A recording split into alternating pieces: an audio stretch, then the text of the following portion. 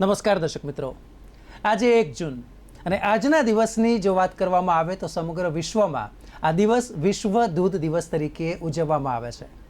દૂધ જે માનવ શરીરને જરૂરી તેવા મોટાભાગના પોષક તત્વો ધરાવે છે. બાળકોની વાત કરીએ, વૃદ્ધો, યુવાઓ અને મહિલાઓ, આ તમામમાં સર્વાંગીણ પોષણ માટે દૂધ એ ખૂબ જ મહત્વપૂર્ણ અંગ ગણાય છે. શરીરના બંધારણમાં દૂધ આવશ્યક છે, ત્યારે પશુપાલન થકી વિશ્વના કરોડો લોકો માટે આજીવિકાનું સાધન પણ છે. ત્યારે આ જ વિષય એટલે કે વિશ્વ દૂધ દિવસ પર આજે આપણે ચર્ચા કરીશું અને ચર્ચામાં ભાગ લેવા માટે સ્ટુડિયોમાં ઉપસ્થિત છે ડૉક્ટર એહસાન વારીસ આઈ શેખ સાહેબ, કે જેઓ સહપ્રાધ્યાપક dairy chemistry department, SMC college of dairy science, Kamdhenu university Anand. તેઓ અત્યારે આપણી સાથે જોડાયા છે. તેમની સાથે આપણે સીધો જ સંવાદ કરીએ. શેખ સાહેબ, આપનું ખૂબ ખૂબ સ્વાગત છે. નમસ્કાર. નમસ્કાર. નમસ્કાર સાહેબ, જ્યારે આ વિષય પર આપણે ચર્ચા કરીએ છીએ ત્યારે સ્વાભાવિક છે કે વિશ્વ દૂધ દિવસ શા માટે મનાવવામાં આવે છે, શરૂઆત ક્યારથી થઈ? વિશ્વ દૂધ દિવસની શરૂઆત 2001માં થઈ અને તે FAO જે યુનાઇટેડ નેશન્સની સંસ્થા છે, food and agriculture organisation of the United Nations, તેણે શરૂઆત કરી અને એનો ઉદ્દેશ એ હતો કે દૂધ એક દુનિયાની અંદર સૌથી વ્યાપકપણે ઉત્પાદિત અને ખૂબ કૃષિ પેદાશોની અંદર એક મૂલ્યવાન કોમોડિટી જેને કહેવાય એ છે અને તે સમાજના સ્વાસ્થ્યની અંદર પોષણ દ્વારા ઘણો મહત્ત્વનો ભાગ ભજવે છે. એટલે એ બાબતની લોકોની અંદર જાગૃતિ લાવવા માટે FAO દ્વારા 1 જૂન 2001થી આ દિવસની શરૂઆત કરવામાં આવી છે. બિલકુલ સાહેબ, જ્યારે આ વિષય પર વાત કરીએ ત્યારે આપણે કહીએ છીએ કે ભાઈ સંતુલિત આહાર એ ખૂબ જરૂરી હોય છે અને જ્યારે સંતુલિત આહારની વાત કરીએ ત્યારે મોટાભાગના પોષક તત્વોનો તેમાં સમાવેશ થાય છે અને દૂધને પણ એ રીતે ખાસ આપણે કહેવાય ને કે એક પ્રકારે માન્ય ગણ્યું છે. આપણે સંતુલિત આહાર એ જો એની વ્યાખ્યા કરીએ તો એમાં બધા તત્વો જરૂરી પ્રમાણમાં આપણા શરીરને મળે એવું આહાર એટલે સંતુલિત આહાર. હવે દૂધ જે છે એ ઇન્વેરેબલી હમણાં જ તાજેતરમાં જ આપણી Indian council of medical research દ્વારા પણ જે ગાઈડલાઇન્સ બહાર પાડવામાં આવી છે, ડાયટરી ગાઈડલાઇન્સ ફોર ઇન્ડિયન્સ, તેમાં પણ દૂધને એક સંતુલિત આહારનો બહુ મહત્ત્વનો ભાગ તરીકે ગણવામાં આવેલો છે. એટલે સંતુલિત આહારમાં દૂધ એક આવશ્યક અંગ છે. બિલકુલ સાહેબ, દૂધની પ્રાપ્યતાની વાત કરીએ, દેશમાં જુદી જુદી જગ્યાએ જુદું જુદું પ્રમાણ હોઈ શકે. ઉત્તર ભારતની વાત કરીએ, દક્ષિણ ભારતની વાત કરીએ, પૂર્વ ભારત અને તેવી જ રીતે પશ્ચિમ ભારત.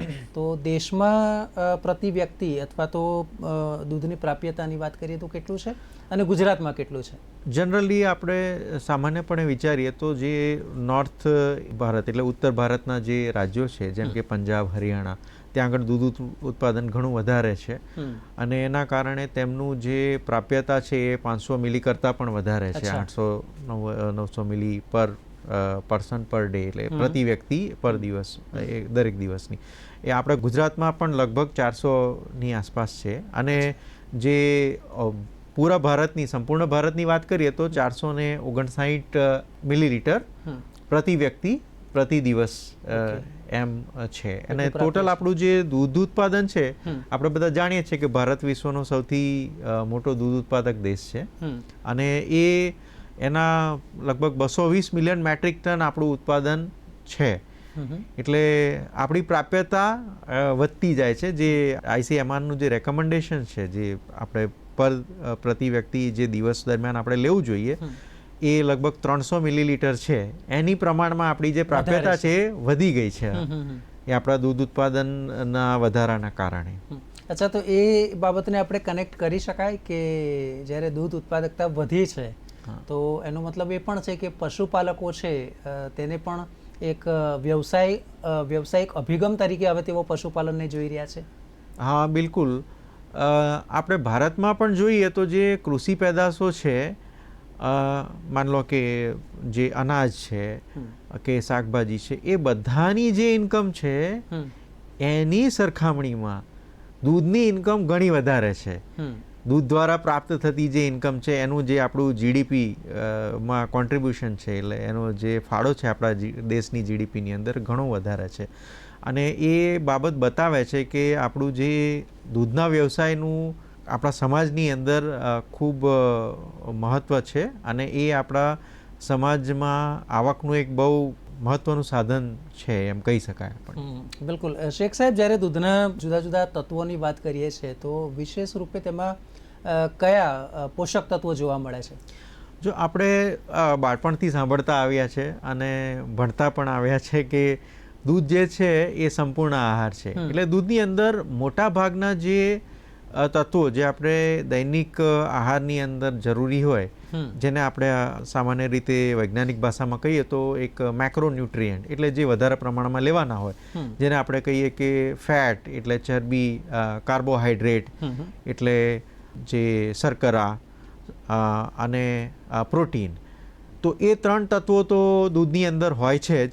એના સિવાય જે ગૌણ તત્વો છે અથવા એને આપણે માઇક્રોન્યુટ્રિયન્ટ કહીએ, જે ઓછી માત્રામાં હોય પણ આપણા શરીર માટે આવશ્યક છે, જેવા કે ક્ષારો છે. હવે ક્ષારોની અંદર જે મહત્ત્વના ક્ષારો દૂધની અંદર રહેલા છે તેમાં કેલ્શિયમ છે, મેગ્નેશિયમ છે, ફોસ્ફરસ છે, પોટાશિયમ છે, તે છે. અને એના સિવાય વિટામિન્સ, તો જે વિટામિન્સમાં 2 પ્રકાર હોય છે, એક છે ચરબી દ્રવ્ય વિટામિન અને બીજા છે પાણી દ્રવ્ય વિટામિન. તો દૂધની અંદર બધા ચરબી દ્રવ્ય વિટામિન પણ હોય છે, જેમ કે વિટામિન A, D, E અને K, અને પાણી દ્રવ્ય વિટામિન પણ હોય છે. હવે આમાં હું ખાસ કરીને જે વિટામિન દૂધ દ્વારા મહત્વપૂર્ણ રીતે પ્રાપ્ત થતા હોય એની વાત કરું તો એમાં એક તો રિબોફ્લેવિન જે છે વિટામિન B2, એ લગભગ આપણને 25 થી 30%, જો દૈનિક આપણે 300 મિલીલીટર દૂધ લઈએ તો આપણને એમાંથી પ્રાપ્ત થઈ જાય. અને વિટામિન B12, જે અત્યારે ખાસ વાત આપણે સમાજની અંદર એના પ્રશ્નો જાણવા મળી રહ્યા છે સ્વાસ્થ્ય બાબતના, વિટામિન B12ની ઉણપ ને એ બધા, તો એ દૂધ પણ જે શાકાહારી લોકો છે ખાસ કરીને આપણા ભારતની અંદર, એમના માટે બહુ મહત્વનો સ્ત્રોત છે. બિલકુલ. તો દર્શક મિત્રો, આપણે વિશેષ આજનો આ કાર્યક્રમ છે વિશ્વ દૂધ દિવસ, તેના પર ચર્ચા કરી રહ્યા છે. દેશમાં અને ગુજરાતમાં અત્યારે દૂધને લઈને સ્થિતિ ઘણી સારી છે અને કહેવાય ને કે દેશને આર્થિક રીતે અને સાથે સાથે સુપોષણની દ્રષ્ટિએ પણ મજબૂત કરી રહ્યો છે. આગળ પણ આ વિષય પર આપણી ચર્ચા જારી રહેશે. હાલ સમય છે એક બ્રેકનો.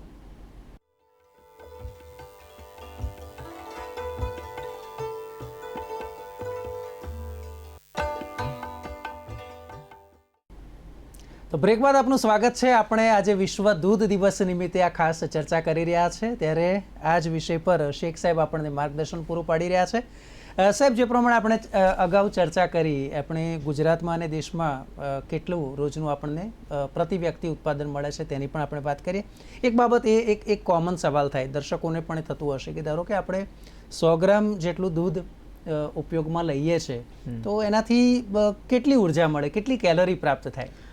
અત્યારની જે આપણી જનરેશન છે એને કેલરી બાબતે થોડી અવેરનેસ આવવા માંડી છે અને એટલે પ્રશ્ન કરતા હોય છે. પણ સારી બાબત એ છે કે દૂધ ઓછી કેલરી સાથે સારા ન્યુટ્રિયન્ટ્સ એટલે સારા પોષક તત્વો ધરાવે છે.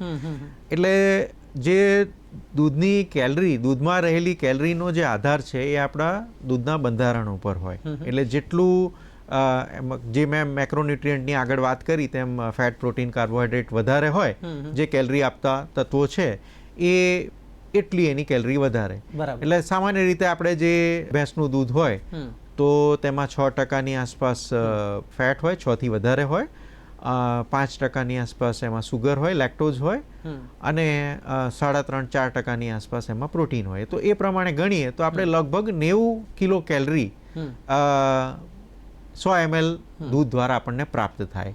એ જ વસ્તુ આપણે જો ગાયના દૂધની અંદર જોઈએ તો એમાં, કારણ કે ફેટનું પ્રમાણ થોડું ઓછું હોય, બાકી તત્વો તો લગભગ સામાન્ય રીતે પ્રોટીન પણ થોડું ઓછું હોય અને ફેટ પણ ઓછું હોય, તો એ આપણને લગભગ 65 થી 70 કિલો કેલરી 100 ml દૂધ દ્વારા આપણને એમાંથી પ્રાપ્ત થાય.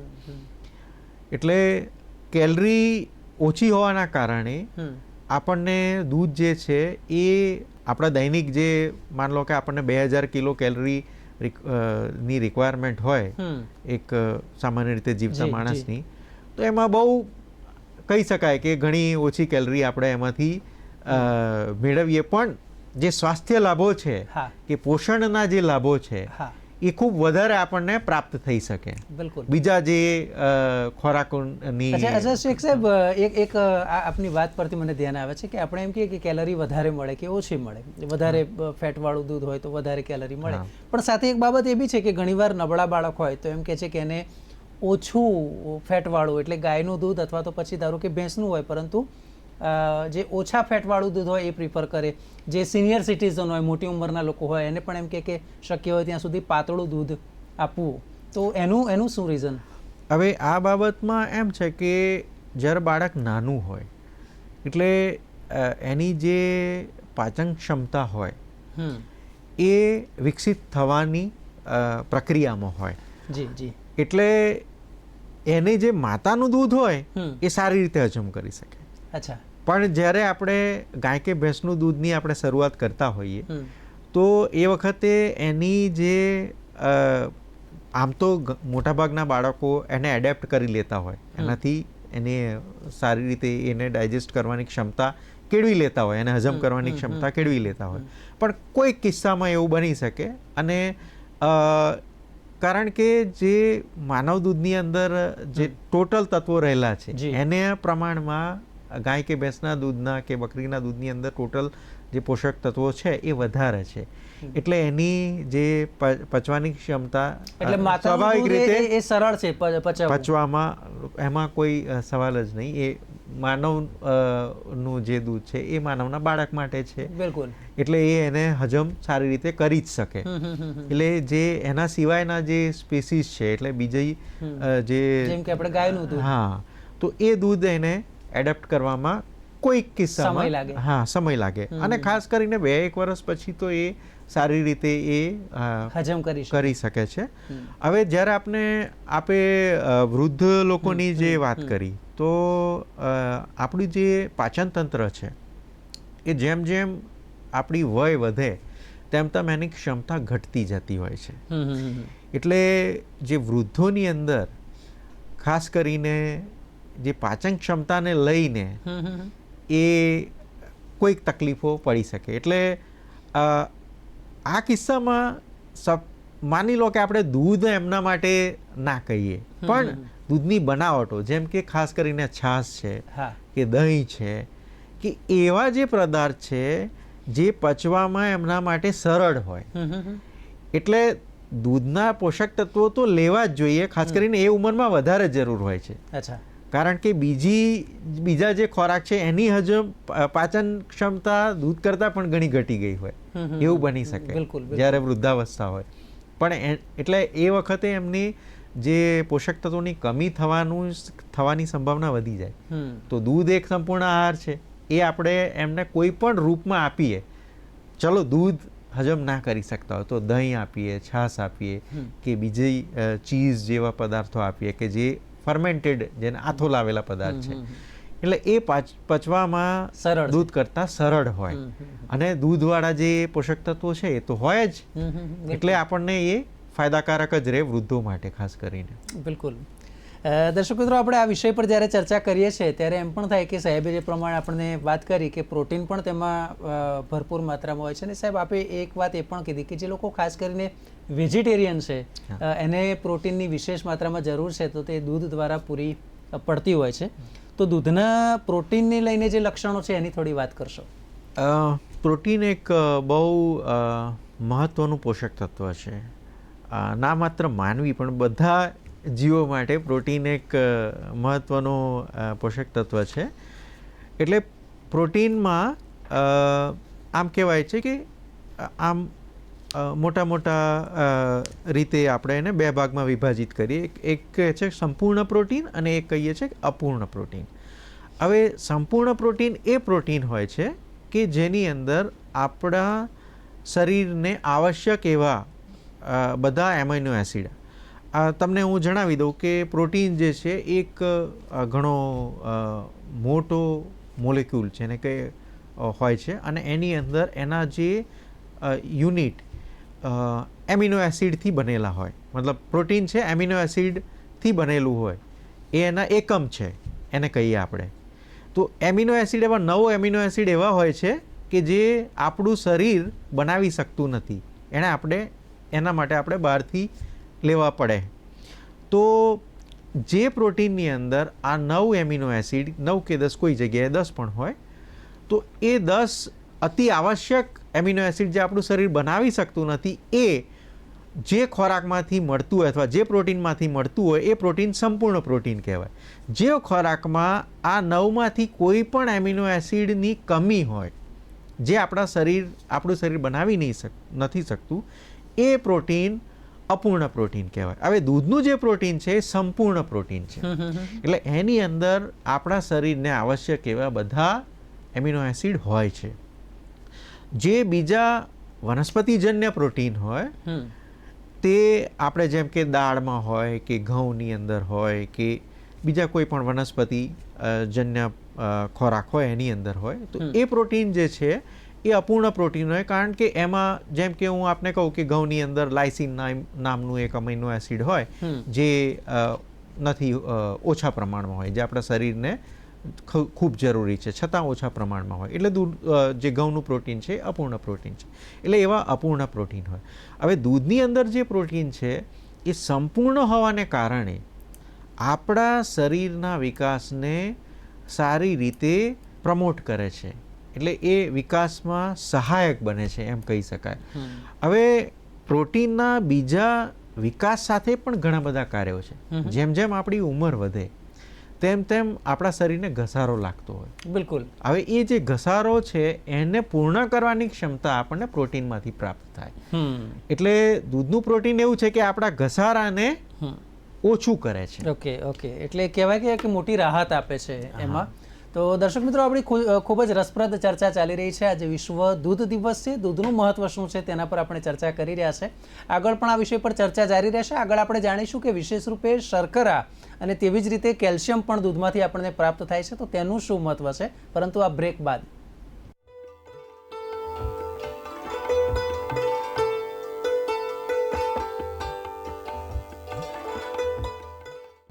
તો બ્રેક બાદ આપનું સ્વાગત છે. આપણે વાત કરી રહ્યા છે વિશ્વ દૂધ દિવસ, અને આ નિમિત્તે જ્યારે આપણે ચર્ચા કરીએ છીએ ત્યારે શેખ સાહેબ આપણને આ વિષય પર માર્ગદર્શન પૂરું પાડી રહ્યા છે. શેખ સાહેબ, બ્રેક પહેલાં આપણે ચર્ચા કરી કે ભાઈ પ્રોટીનનું દૂધમાંથી જે પ્રાપ્ત થાય છે તેનું શું મહત્વ છે. એક બાબત એ જાણીએ કે શર્કરા પણ દૂધમાં હોય છે અને સાથે સાથે કેલ્શિયમ પણ. ડૉક્ટરનું ત્યાં સુધી પણ કહેવું હોય છે કે કેલ્શિયમ છે હાડકાં મજબૂત કરવામાં ખૂબ મહત્ત્વના છે, તો એના માટે પણ દૂધ પીવું જરૂરી છે. આપ શું કહેશો? સારો પ્રશ્ન છે. અને ખાસ કરીને જ્યારે પણ દૂધને પ્રમોટ કરવાની વાત આવે તો કેલ્શિયમ બધાના દિમાગમાં એક ઝબકારા રૂપે બિલકુલ થાય છે. એટલે કેલ્શિયમ જે છે એ બહુ મહત્ત્વનું ક્ષાર અથવા ખનિજ પદાર્થ છે જે આપણને દૂધમાંથી પ્રાપ્ત થાય છે. હવે આપણા શરીરમાં જે કેલ્શિયમ છે એનું 99% કેલ્શિયમ છે આપણા હાડકાની અંદર રહેલું છે, અને 1% જે કેલ્શિયમ છે એ આપણા રક્તની અંદર, બ્લડની અંદર હોય છે.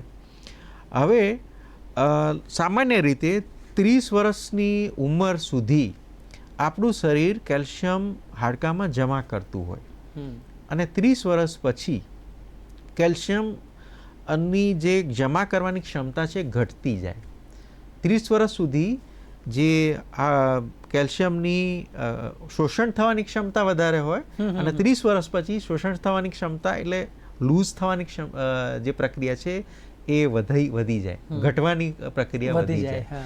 એટલે આપણી દૈનિક જે જરૂરિયાત છે, હમણાં તાજેતરના ICMRના રેકમેન્ડેશન્સ પ્રમાણે લગભગ 800 થી 1000 મિલીગ્રામ, એટલે 1 ગ્રામ જેટલું કેલ્શિયમ આપણે રોજનું દૈનિક જરૂરી છે.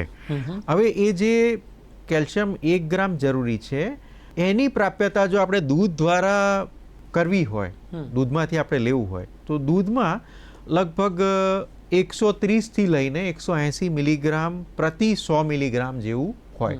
ગાય અને ભેંસના દૂધની અંદર થોડું પ્રમાણ અલગ હોય, પણ આપણે માની લઈએ કે 150 મિલીગ્રામ જેવું કેલ્શિયમ આપણને સામાન્ય દૂધમાંથી પ્રાપ્ત થાય 100 ml દૂધમાંથી. તો જો 300 મિલીલીટર દૂધ લઈએ તો આપણને લગભગ 450 થી 500 મિલીગ્રામ જેટલું કેલ્શિયમ આપણને દૂધમાંથી મળી જાય. એટલે કે આપણી દૈનિક કેલ્શિયમની જરૂરિયાતની 50% જરૂરિયાત એ આપણને દૂધમાંથી પ્રાપ્ત થઈ શકે જો આપણે 300 મિલીલીટર જેટલું દૂધ લઈએ તો. અને બીજી મહત્વપૂર્ણ બાબત દૂધમાંથી કેલ્શિયમ પ્રાપ્ત કરવાની એ છે કે એ જે કેલ્શિયમ છે એ જૈવિક રીતે જલ્દી શોષણ પામે એવું હોય છે. એટલે આપણા શરીરની અંદર જ્યારે આપણે એનું પાચન થતું હોય તો આ પાચન પછીની જે પ્રક્રિયામાં શોષણની પ્રક્રિયા એ કેલ્શિયમની બીજા ખોરાકના પ્રમાણમાં દૂધમાંથી સારી હોય છે. સારા પ્રમાણમાં લગભગ 30 થી 35% જેટલું આપણું કેલ્શિયમ છે, દૂધનું કેલ્શિયમ છે એ શરીરમાં શોષણ થઈ શકે. બિલકુલ. ચર્ચા તો આપણે કહેવાય ને કે હજી ઘણી લાંબી ચાલે એવી છે. આ સિવાય પણ વાત કરીએ તો વિશેષ રૂપે ચરબીનું પ્રમાણને લઈને પણ વાત કરી શકાય છે. સમયની મર્યાદા છે, પણ દર્શક મિત્રોને ખાસ કરીને જે આજે વિશ્વ દૂધ દિવસ છે તો એ નિમિત્તે આપનો સંદેશો. આપણે જેમ જાણ્યું કે દૂધ જે છે એ મોટા ભાગના પોષક તત્વોનો ખજાનો છે. અને અત્યારના સમાજમાં જ્યારે આપણી ખોરાક લેવાની જે પદ્ધતિઓ છે એ ઘણી બદલાઈ રહી છે, તો એમાં જે સ્વસ્થ ખોરાક હોય એમાંનો એક ભાગ દૂધ છે. દૂધ આપણા જે બેલેન્સ ડાયટ, હમણાં સંતુલિત આહારની વાત કરી એનો એક ભાગ, ખૂબ મહત્ત્વપૂર્ણ ભાગ છે. એટલે જે